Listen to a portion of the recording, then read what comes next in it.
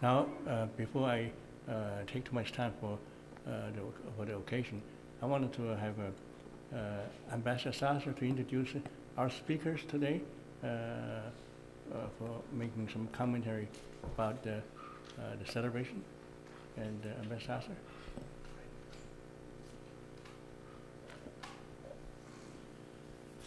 Well, thank you very much, Dr. Wong Chi. I'm introducing the speakers today as a way of avoiding speaking myself because I'm intimidated by this very knowledgeable panel of China experts here.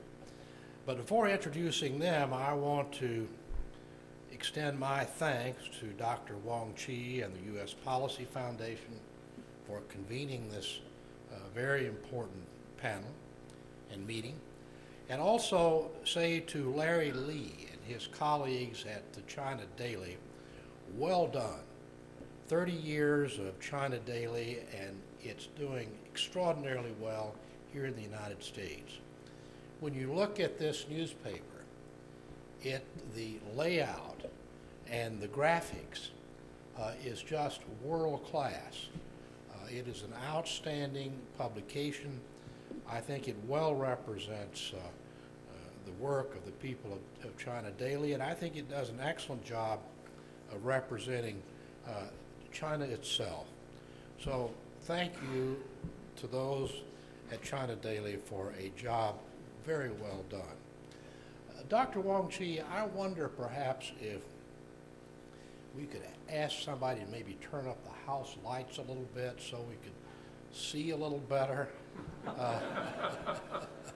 So if anyone from the Willard Hotel is in the audience, see if there's a rheostat where we can raise the level of illumination just slightly.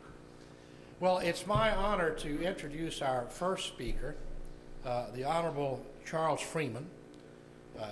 Chaz Freeman, as he's known by most of us, has enjoyed an outstanding diplomatic career in service of the United States of America. He was ambassador to Saudi Arabia during Operation Desert Storm during the Gulf War from 1989 to 1992. He had a very distinguished tenure as Assistant Secretary of Defense for International and Security Affairs, but he will always be remembered, no matter what he does, as the man who accompanied Richard Nixon to China in 1972 and served as President Nixon's interpreter. He's attended Yale University, a graduate of Harvard Law School. He speaks fluent Chinese, Mandarin Chinese, French, Spanish, Arabian, Arabic, excuse me, and perhaps 4 or 5 other languages that I'm not aware of. In any case, it's my great pleasure to present to you Ambassador Charles Freeman.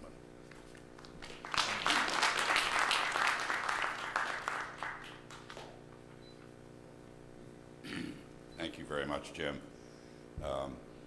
Thank you, Larry Lee and Wong Chi, for convening this occasion. It's a pleasure to be here.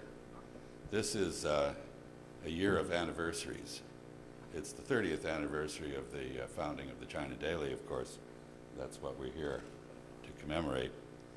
It's also the 40th anniversary of Henry Kissinger's initial secret visit to Beijing. June, July is coming. It's the 70th anniversary of Sino-American alliance against fascism and militarism that followed the Japanese attack on Pearl Harbor.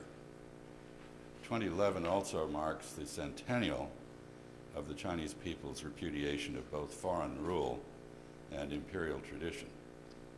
In 1911, Chinese patriots overthrew the Manchu-imposed Qing dynasty to establish a weak and wobbly republic that quickly succumbed to military dictatorship.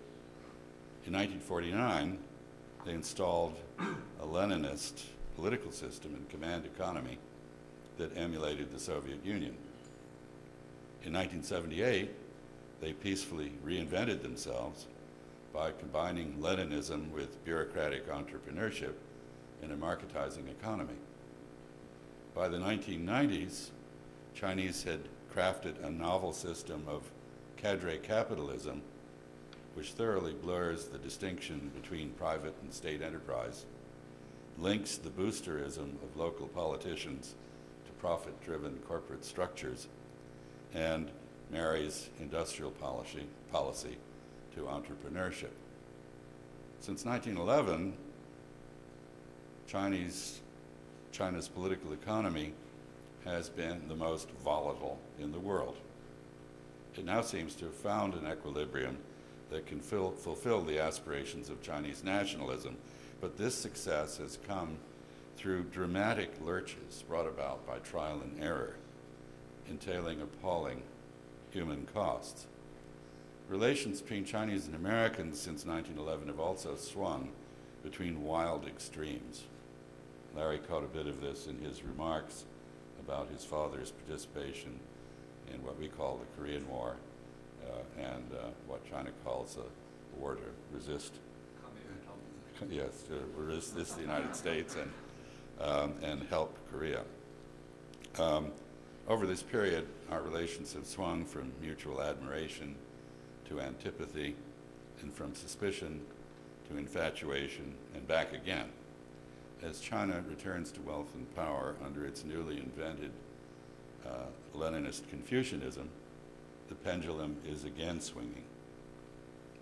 Most observers believe that the quality of relations between the United States and China will have a decisive effect, a decisive influence on the course of the 21st century. Some have imagined a Sino-American partnership at the apex of global governance. Others have, much more realistically in my view, seen cooperation and competition between Chinese and Americans as taking place in the context of shifting or ad hoc coalitions of major nations. But everyone has recognized that without collaboration between China and America, the world will be a more troubled, less secure, and less prosperous place.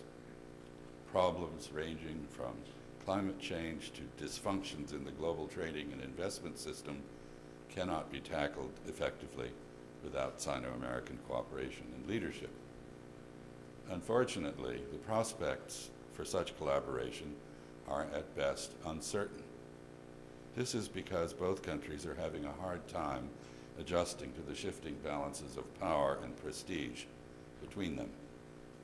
Managing the political, economic, and military contradictions between China and the United States has always required and continues to demand wise statesmanship and effective public diplomacy. These contradictions have been with us since the beginning of constructive engagement between the United States of America and the People's Republic of China 40 years ago. The Shanghai Communique of 1972 established a sound formula for coping with these contradictions. In it, America and China declared, and I quote, "There are essential differences between China and the United States in their social systems and foreign policies. However, the two sides agreed that countries, regardless of their social systems, should conduct their relations on the principles of respect for the sovereignty and territorial integrity of all states, non-aggression against other states, non-interference in the internal affairs of other states, equality and mutual benefit, and peaceful coexistence. International disputes should be settled on this basis without resorting to the use or threat of force. The United States and the People's Republic of China are prepared," our leaders said in 1972, "to apply these principles to their mutual relations." This formula long helped us to manage the differences in our respective political systems. On the international level, there really was no strategic contradiction to be overcome in this regard, only a rectification to be made.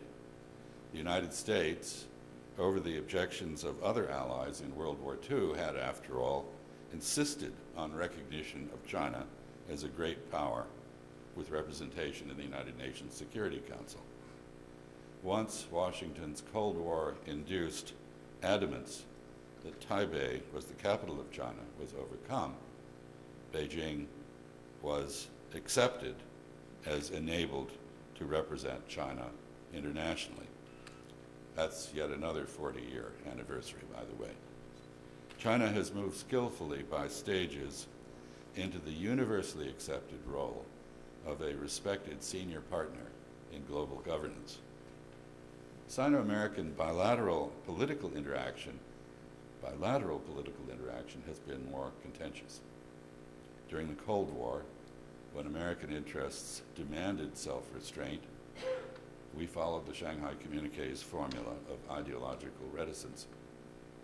But once the strategic rationale for tactful silence had been superseded by the ideological triumphalism of the post-Cold War period, Americans became shrilly critical of China's human rights practices. It's quite clear that most in this country, most in the political elite in this country, doubt, indeed do not accept the legitimacy of the Chinese Communist Party's governance of China. That is not, I think, because the CCP is communist, whatever that means these days, but because its rule has not been endorsed through free and fair elections. For their part, few Chinese are impressed favorably by the incivility and dysfunction of contemporary American politics. But many Chinese continue to admire the civil liberties the U.S. political system has traditionally provided. To ensure the cooperation that's in the interest of both countries, we must overcome the mutual dislike, even contempt, that lies between our respective political elites. Both sides might do well to ponder the merits of a return to the mutual respect for differences that the Shanghai Communiqué was founded upon. That will be difficult, but it is not impossible if leaders on both sides will only lead. I don't think Sino-American economic relations, despite their natural competitiveness, present difficulties comparable to those in the political sphere. I remember when China used to complain about its chronic trade deficit with America.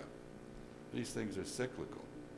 More to the point, economic power, like gravity, is entirely attractive in nature. It does not repel.